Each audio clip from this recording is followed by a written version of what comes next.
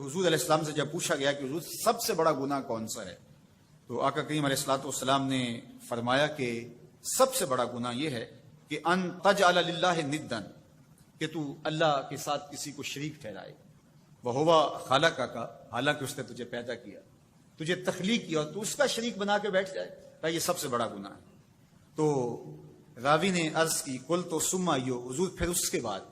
تو آقا کریم نے فرمایا ثم ان تقتل ولدک خشیۃ ان یطعم معک، تو بچے کو اس لیے قتل کر دے کہ یہ کس طرح میں اس کو پال سکوں گا، بچے کو ضائع کر دینا، اس کو قتل کر دینا۔ اللہ فرماتا ہے نحن نرزقکم وایاہم، ہم تمہیں بھی رزق دیتے ہیں، ان کو بھی دیں گے۔ تیسری بات حضور نے فرمایا ان تزانی بحلیلۃ جارک، آپ ہمسائے کی بیوی کے ساتھ بدکاری کریں، تو یہ بڑے گناہوں میں سے۔ ہمسایہ ماں جائے کی طرح ہوتا ہے، اس کی دیوار سانجھی ہوتی ہے، اس کی عزت سانجھی ہوتی ہے، اور اگر کوئی شخص طاق میں رہے اور ہمسایوں کے گھر گھس کے ان کی آبرو ریزی کر دے، تو یہ تین بڑے گناہ جو ہیں ان میں سے ایک بڑا گناہ اللہ کے محبوب علیہ السلام نے ارشاد فرمایا۔ حضرت عبداللہ ابن مسعود رضی اللہ تعالی عنہ سے یہ روایت مروی ہے کہ لا احد اغیر من اللہ عز وجل، اللہ سے زیادہ کوئی غیرت مند نہیں ہے، اللہ سب سے زیادہ غیرت مند ہے،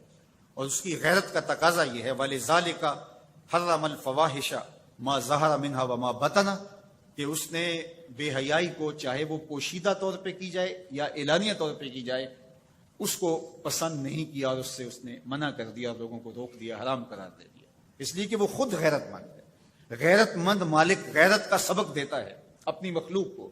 اللہ تعالیٰ قرآن مجید میں ارشاد فرمایا وَلَا تَقْرَبُوا الْفَوَاحِشَ مَا ظَهَرَ مِنْهَا وَمَا بَطَنَ، فحش کام کے قریب نہ جانا، وہ اعلانیہ طور پہ کرو یا وہ مخفی طور پہ کرو۔ تو مفسرین نے لکھا کہ جو بدکاری ہے وہ مخفی فحش ہے، اور شراب نوشی یہ اعلانیہ فحش ہے۔ شراب نوش جو ہے وہ چھپ نہیں سکتا، بدکار بعض اوقات ایک مدت کے لیے چھپ جاتا ہے، لیکن یہ بات ذہن میں رکھیے کہ جو بدکار ہے وہ دنیا کے اوپر رسوا ضرور ہوتا ہے، اس کے چہرے کا نور چھین لیا جاتا ہے، اور اس کے اوپر مصیبتیں مسلط کر دی جاتی ہیں، اور اللہ کے قہر و غضب کا شکار ہوتا ہے، اس کی دعائیں قبول نہیں ہوتی، نیک لوگوں کی دعاؤں سے اس کا حصہ نکال لیا جاتا ہے، لیکن بہرحال ایک مدت کے لیے چھپ جاتا ہے۔ لیکن شرابی اپنے جرم کو نہیں چھپا پاتا، تو کہا کہ جو مخفی جرم ہے وہ بدکاری ہے، اور جو ارشاد فرمایا قرآن نے کہ جو ظاہر جرم ہے اس سے مراد جو ہے وہ الخمر ہے، شراب ہے، اور ہر نشہ دینے والی چیز سے حرام کی حرمت آئی۔ کل مسکر خمر وکل خمر حرام، فرمایا ہر نشہ آور چیز شراب ہے، اور ہر شراب حرام قرار دے دی گئی ہے۔ اب یہاں بھی لوگ دلیلیں لے کے بیٹھ جاتے ہیں، میاں وہ بھی ایک مشروب ہے، اس سے کیا فرق پڑتا ہے؟ میاں جب رب نے کہہ دیا تو بات ختم ہو گئی۔ ایک یہودی کے پاس ایک مسلمان مہمان ٹھہرا تو اس نے انگور پیش کیے، تو اس نے بڑے شوق سے لیے، تو تھوڑی دیر کے بعد وہ شراب لے آیا۔ اس نے کہا استغفر اللہ، میں مسلمان ہوں، میں شراب نہیں لیتا۔ تو اس نے ہنس کے کہا یہ جو انگور آپ نے کھائے ہیں شراب اسی سے کشید ہوتی ہے۔ تو اس مسلمان نے کہا کہ آپ کی اہلیہ کدھر ہے؟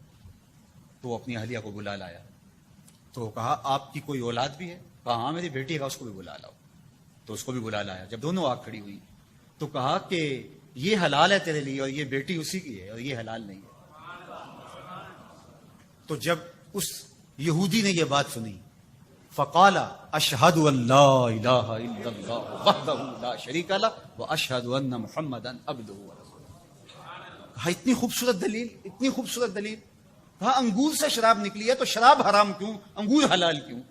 تو کہا مجھے یہ بتاؤ کہ تمہاری بیوی تمہارے لیے حلال ہے، تمہاری بیٹی تمہارے لیے حرام کیوں؟ کہا بات سمجھ میں آ گئی۔ تو میرے رب نے بعض کا تو اس کی حکمتیں ہمارے علم میں نہیں ہوتی، اور حکمت نہ جاننے کی وجہ سے ہم کہتے ہیں کہ یار یہ بات سمجھ میں نہیں آتی۔